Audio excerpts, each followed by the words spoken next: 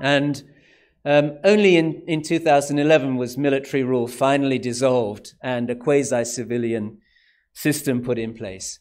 It's a country today of officially 51.5 million, though everybody knows that's an undercount because, for instance, the Rohingya were not counted in the census that took place in 2014.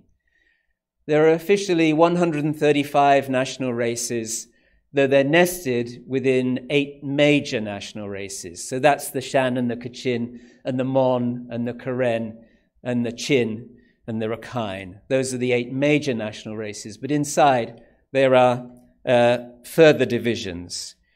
88% is officially Buddhist. The other 12% are Christian, Hindu, Muslim, and animist. And when the UNDP did the Human Development Index for this year, 2018, it ranked Myanmar at 148 out of 189. That may not sound too bad, but almost all of the countries underneath Myanmar are in sub-Saharan Africa. So Myanmar is actually part of a little small Asian cluster with Pakistan and Nepal. They are 1489 and 150. There's only one Asian country below those 3, and that's Afghanistan. So it's doing very poorly by Asian standards.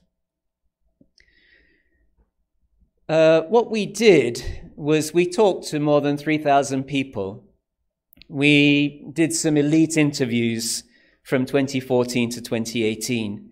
And we did 3 waves of surveys and survey experiments. And I'll be reporting some of the results from those surveys in just a minute. We covered about the areas that we looked into contain about 44% of the Myanmar population. So we wanted some of our respondents to be in Burma areas. That was Yangon region, Mandalay region. Those are 2 of the 3 largest regions in the country. We also wanted some of our respondents to be in the non-Burma parts of the country. So we went to Kachin State, Kayin State, and Shan State to interview people there. And what I'm about to report in the next 5 slides after this one, I have 1 slide on each of these headings, are different perspectives on the liberal foundations of democracy in Myanmar. So what we learnt from the comparative literature in political science was that if you want to sustain a democracy, if you want to consolidate a democracy, then you need to have liberal foundations in the wider society. It's very rare for democracy to survive without those wider liberal foundations. You find very few instances of stable, lasting democracy without those wider liberal foundations in the society. And so we looked, if you like, at Myanmar from 5 different angles.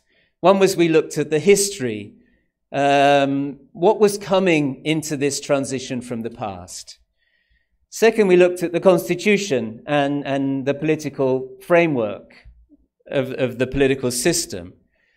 Third, we looked at the elite and their relationship with the mass, the theatre of democracy, if you like, the actors on the stage and the audience and how those 2 interact, how the audience respond to the actors on the stage, whether they seek to applaud or heckle or leave the theatre, what's going on there. We then looked at social relations. Let's get away from politics completely. And we asked people questions about living with others in their neighborhood, shopping in stores owned by people who were not from their particular group in society, doing business with people across ethnic or religious fault lines. We were interested in asking completely non-political questions.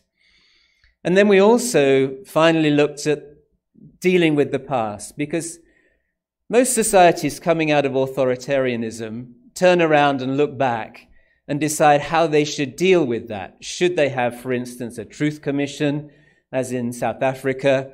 Should they put people on trial? Should they seek to make up for the wrongs that were perpetrated, to recompense?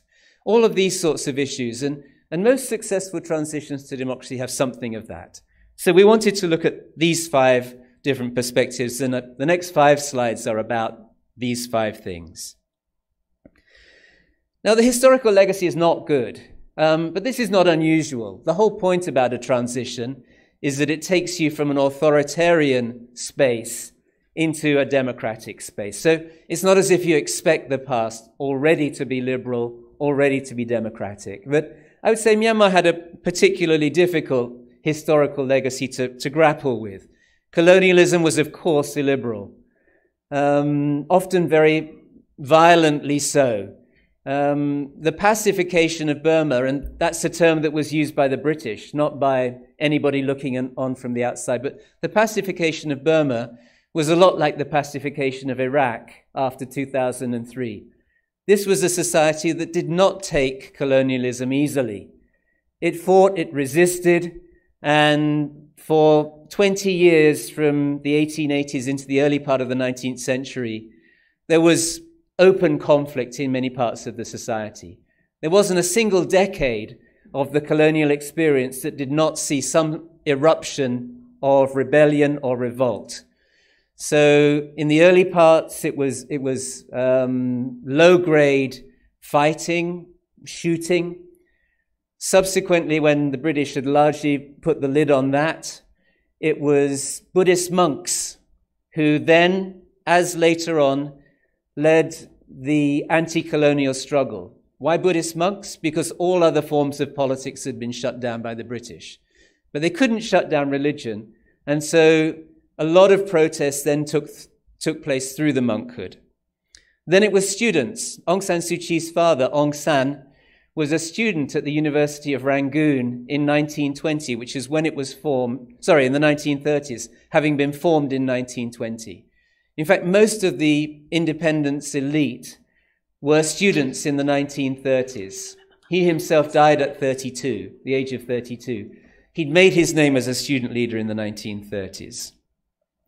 So layered on top of colonialism and all of the illiberalism that was part of that experience was authoritarianism from 1962 to 2011. This was a very special authoritarianism in that it turned Burma into a hermit state. I already mentioned all the people who'd been pushed out, but there was also no real engagement with the wider world. Of course, there was no internet then. There were no real foreign correspondents. There were almost no tourists. For some short period, the longest visa you could get to travel to Burma was 24 hours. That was very brief. But for many years, the longest you could get was 7 days to enter Burma, run around, and then get out within the 7 days. So this was a very isolated society, subject to state propaganda on a daily basis. It had no experience of the post-colonial debates that were taking place in many other former colonies. So decolonization, of course, triggered widespread debate in many parts of the what we call the Third World, but not in Burma. Burma was not part of that. It had no experience of civil rights debates in America and in many other parts of the world in the 60s and the 70s. All these engulfing social movements and debates that took place in many other societies around the world and somehow or another affected most societies. Burma was not part of those. And this is one of the underlying explanations for why it's finding democracy so difficult today. Because it's a society that is suddenly, very suddenly, open to a whole range of debate that it has no experience of from the past. Ethnic conflict. I mentioned that the British ruled Burma differently in the core from on the periphery. That already had consequences in World War II, when the periphery was loyal to the Allies, and the Burman core was largely allied with the Japanese. So in World War II, there were atrocities taking place across ethnic lines as Burmans fought Karens and Burmans fought Kachin. And this too has legacies down to today, and social exclusion, particularly of the Rohingya. That's by no means a story only of the transition, but also has precursors. And two of the books we looked at, Jack Snyder's From Voting to Violence and Michael Mann's The Dark Side of Democracy, both quite obvious from the title what they're talking about. You know, the dark side of democracy, obviously, is there are welcome civil movements that emerge in a democratic transition. But there are also nationalist movements and xenophobic and exclusive movements that emerge, and that is Michael Mann's dark side of democracy, visibly on display today in Myanmar. And one of the commentators on Michael Mann's book wrote this, and I think it's the best short statement: the sudden introduction of modern forms of mass politics into deeply undemocratic societies can lead to disasters, including ethnic cleansing and genocide. And I wrote on these things in the 2000s, drawing explicitly on this literature and arguing that nation building was an absolutely necessary prerequisite for successful democratization in Myanmar. Just to mention the Constitution, this is a constitution for disciplined, flourishing democracy.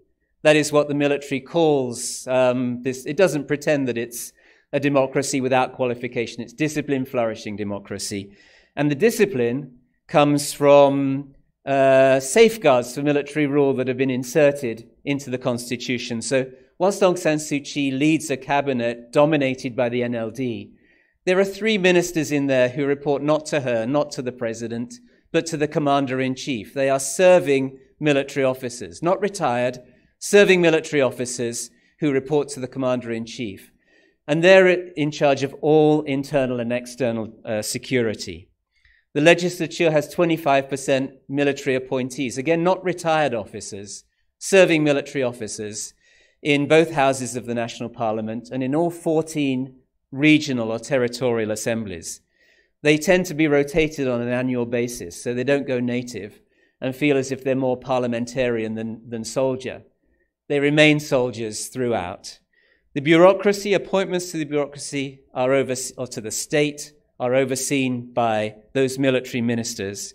And the Constitution has a whole chapter on emergency provisions. If things start to get out of hand, then it's okay for the military to step in and declare a state of emergency. So another author has called this a license to coup. We found in our surveys in 2014 and 2017 that people reject military rule.